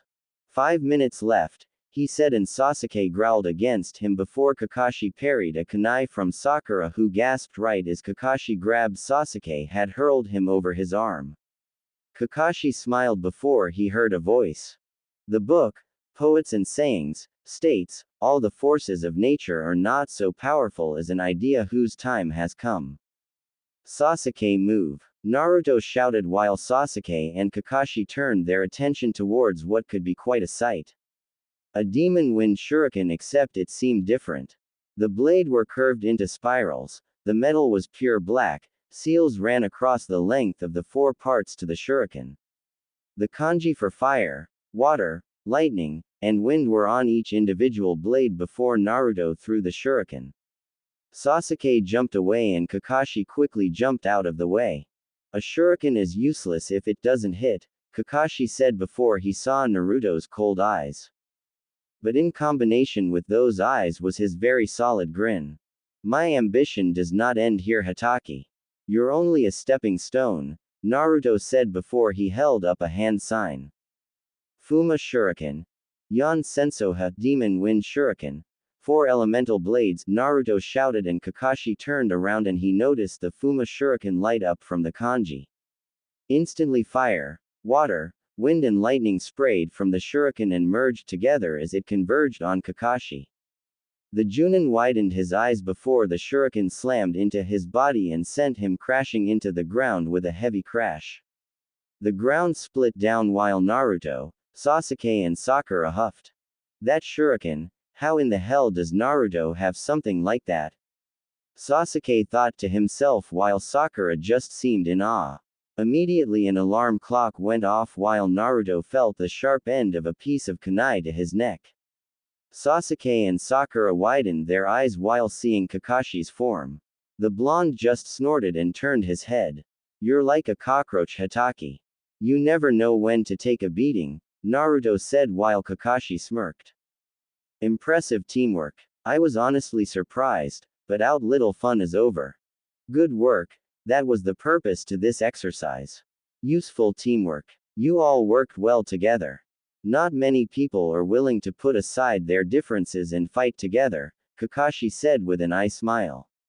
Sasuke and Sakura looked sheepish as it mostly took Naruto threatening them, but they didn't say that. Still, you couldn't get the bells in time. Sorry, but time for punishment, Kakashi said while Naruto snickered. Don't be a fool, Hatake. Do you really think that I would face you without a backup plan? Naruto asked, and everyone seemed confused as Naruto patted his legs. Immediately Rinko, Tuka and Fu popped out of the trees and ran to Naruto before Fu placed 2 bells into his hands. Like these? Naruto asked at the shining bells. Kakashi widened his eyes before he looked down to his waist and he noticed the bells were indeed gone. I've been training with Rinko, Tuka, and Fu. You thought you just had to worry about myself, Haruno and Sasuke, but you also had to worry about my kits. That's why when we were trapped in that steam I had Tuka take them since her body camouflages with the steam. You just let you guard down, Naruto said before he handed the bells to Sasuke and Sakura. You take them. I don't care for this. If I have to go back to the academy then so be it. I won't have to put up with any troublesome shit for a while, Naruto said with a shrug. In truth, he had other projects that he had to get done. Naruto picked up his kits and walked to the crater. He took the steaming shuriken from the earth and sealed it. Actually, Naruto, I have to say, you all passed. With flying colors. The bell test was supposed to be a distraction. A reason that you wouldn't work together, but you chose the team over the consequences. In the shinobi world, those who disobey the rules are trash, but those who abandon their friends are worse than trash. You three know that firsthand. Good work. Team 7 has its first mission tomorrow, Kakashi said while Sasuke smirked. Sakura cheered and Naruto snorted. HMPH, a foolish way of thinking, but it works for this moment. I don't really care, Naruto thought to himself before he just left the field to go home and work. Hokage Mansion, 4 hours later. Sarutobi stood in front of the many Jonin sensei in front of him while his fingers intertwined together. He let out a puff of smoke from his pipe and cleared his throat. How did they do?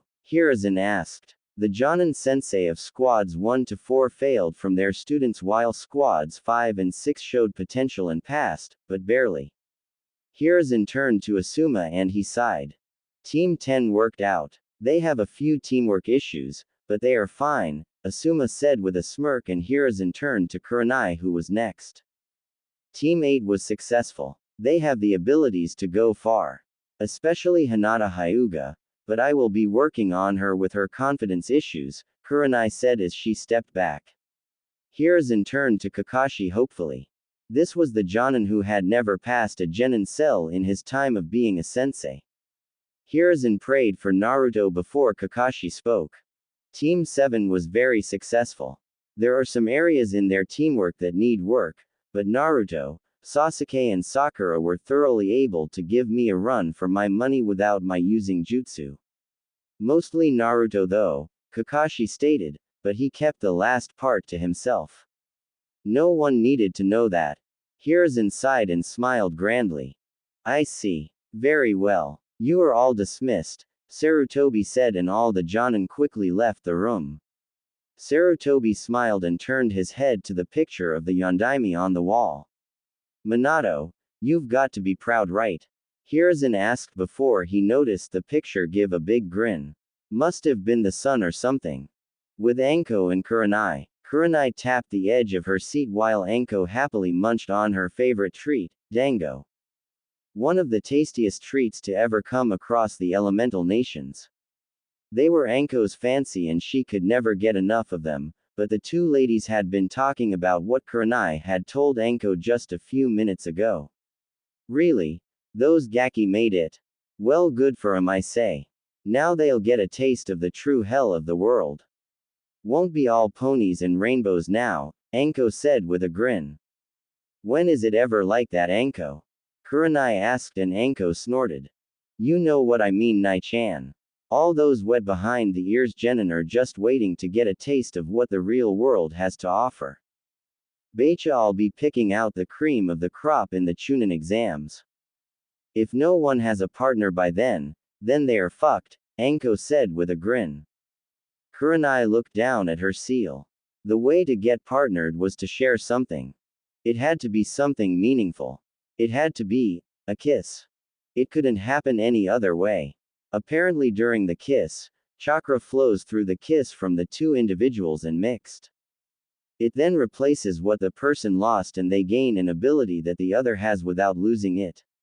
If Kurenai, herself, and Anko paired, then it would be Kurenai getting Anko's flexibility while Anko got Kurenai's knowledge of genjutsu. Naturally Anko wouldn't lose her flexibility and Kurenai wouldn't lose her knowledge of genjutsu. It was just about what the other person could add to their skills. So, what about Kakashi's team? How'd they do? Anko asked while Kurenai just shrugged.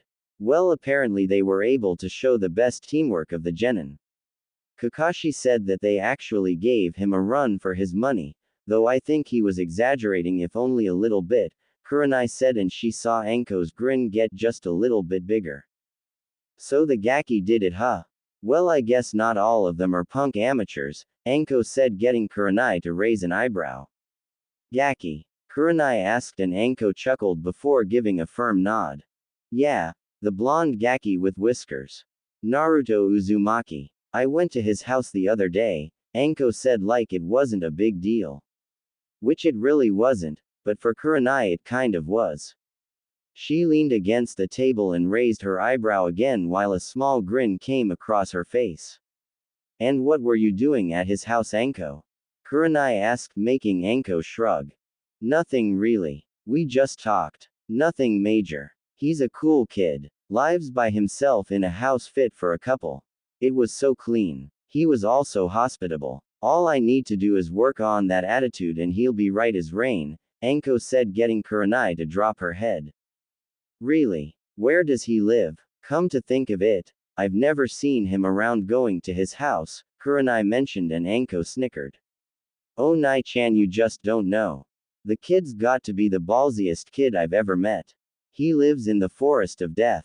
My training ground. I couldn't believe it, but that's it, Anko said while Kurenai widened her eyes. What? But he's just a genin. Does Hokage-sama know about this? Kurenai asked, and Anko nodded. Apparently Naruto and Hokage-sama talked it over and the old man relented. So I went over there. He's cool, Anko said while Kurenai sighed. She'd definitely have to have a talk with the Sandaime about children and their living arranges. A child living in the forest of death. It was downright insane. Oh, there is the Gaki now. Oi Gaki! Anko shouted, much to the embarrassment of Kurenai at people staring from the store while Naruto walked through the streets. Anko's smile immediately faded while she had Kurenai saw the scowls on people's faces at the blonde genin. They just sneered, but didn't say anything. Naruto just turned his head from his book and snorted. This again? Well, whatever, Naruto thought as he just gave a slight wave. He was ready to walk away before Anko grabbed him and pulled him inside. This is Nai-chan, my best friend, Anko said while Kurenai waved. Naruto bowed to her while Anko sat him down. Naruto sighed while Kurenai apologized. Her eyes then trailed to the book Naruto was reading and her eyebrow twitched while she got a pink tint blush across her face. Congratulations on your success, Gaki. How about a celebration on me? Anko asked, and Naruto just closed his eyes. It was nothing. Thank you for your word, Anko-san, but I seem to be an inconvenience. Also, I have business to do, Naruto said, standing up before Anko placed him back down. Ah, don't mind those assholes. They're too old to care anyway. And what business does a genin have?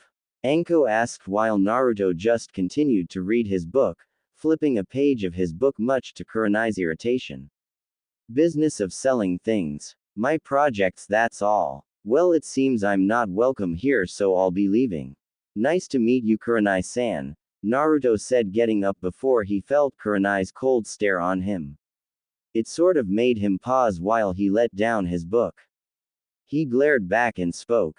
Something you want say to me? Naruto asked, and Kurenai just looked at him a little longer, then cleared her throat. Anko just grinned and told people to back up, which they did. Anko took a seat with some dango and some tea while watching the scene. She'd love to help Naruto, but if there was anyone that might make him stop reading Ika then it might be Kurenai. Are you a pervert? Kurenai asked while Naruto snorted. Not likely. Was that it? A look into my preferences? Naruto asked, and Kurenai composed herself. She flipped some of her hair, and even the demon haters didn't want Naruto to leave just yet before they saw the conclusion to this. It was wide known of Kurenai and her major dislike, borderline hate, of perverts. Seeing a young boy reading Ika would just set her off. If you're not a pervert, then what is that smut that you're reading? Kurenai asked, glaring coldly while Naruto glared back. He stayed silent for a minute and the audience could hear the small drips of water hitting the sink. They muttered to each other until Naruto spoke suddenly. What you call smut, I call literature. In the end, it's just a book. Nothing more, nothing less, Naruto returned, and Kurenai nodded her head.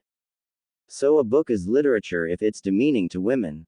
Kurenai asked, and Naruto snorted. And where is it demeaning to women? He returned quickly. That sort of caught Kurenai off guard, but she quickly composed herself. Women are not things to be glared at. That book is a prime example.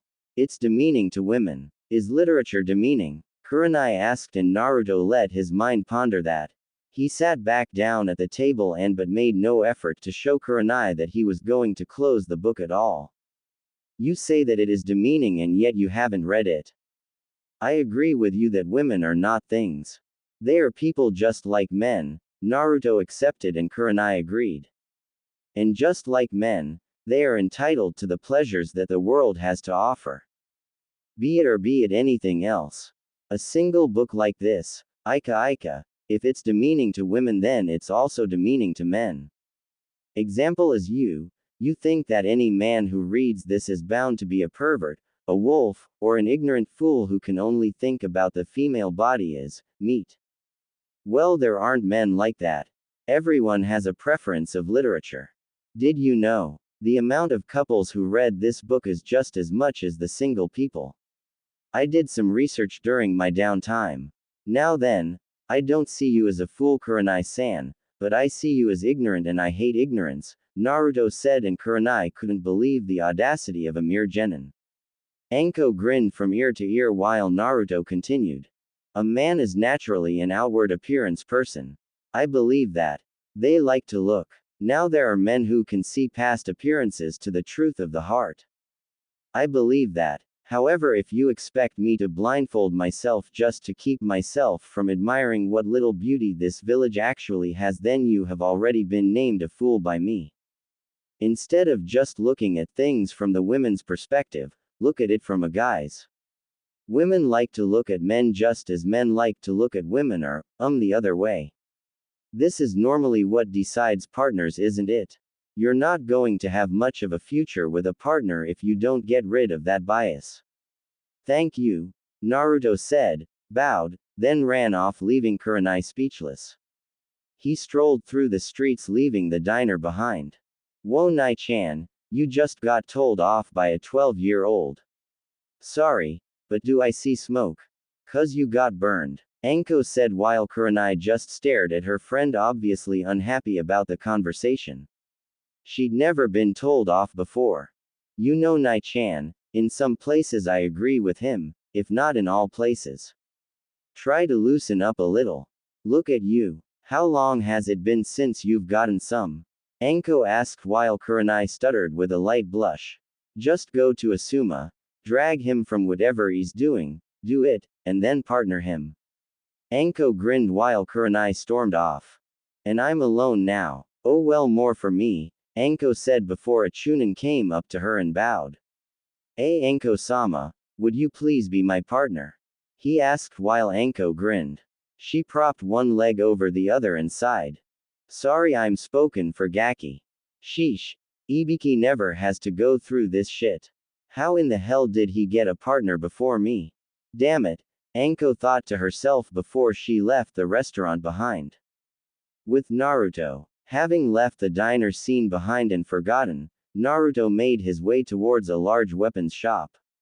He walked only because he'd been there so many times. Nope, not as himself. He had to be this way, only because for his ambition to work then he needed as much resources as possible. Naruto quickly hanged into a 20-year-old and walked through the door. He bell rung while he leaned against the counter. Hi, I'm Kami. Oh Arashi. Haven't seen you for a while. How goes the business? A man asked while Naruto Arashi snorted and leaned back up. It's no big deal. Nothing too much for me to handle. You know that. So, have you come to a decision yet? Naruto Arashi asked while the man rubbed the back of his head. He blushed and shook his head. Oh, you mean about Exodus metals? Nah, not yet, but I'm getting to it as fast as I can. I tell you, the stuff you supply us from that place is amazing. It's too bad that it's in such small amount that I can't examine it. That would be amazing. I had heard that your company signed with Higurashi Weapons. It seemed like a good idea. They are good weaponsmiths. I heard their daughter is quite handy with them, the owner said while Naruto Arashi sighed. Yeah, I met her. Nice girl. A little too wound up about some guy named Neji, but other than that I guess they were nice. Well, if you haven't decided yet then it won't be much of a problem, Naruto Arashi said while the owner nodded his head. By the way, how do you feel about No, never mind. Forget it, Naruto Arashi said before he walked out of the door. The owner breathed a sigh of relief and leaned against the door. Oh, Arashi-sama is going to be so angry when he learns about what Gato shipping is doing, the owner thought before he gave a gulp. He had seen what happened to those who had gone against Arashi. Not pretty at all. Naruto dispelled his henge from the shop and walked through the crowds. One hand in his pocket and the other on his book. Rinko, Tuka and Fu popped from their hiding places and Naruto massaged their scalps. They purred and somehow whimpered at the same time while Naruto just smiled. Don't worry. It'll work out just fine. I won't stop for anything. Nor will I back down. Alright Gato, you want a fight then you've got one, Naruto said to himself as he walked off. Well, he would have to get one later. Right now, he had a mission tomorrow. If it was a D-ranked mission, oh something was going to die. Patience be damned.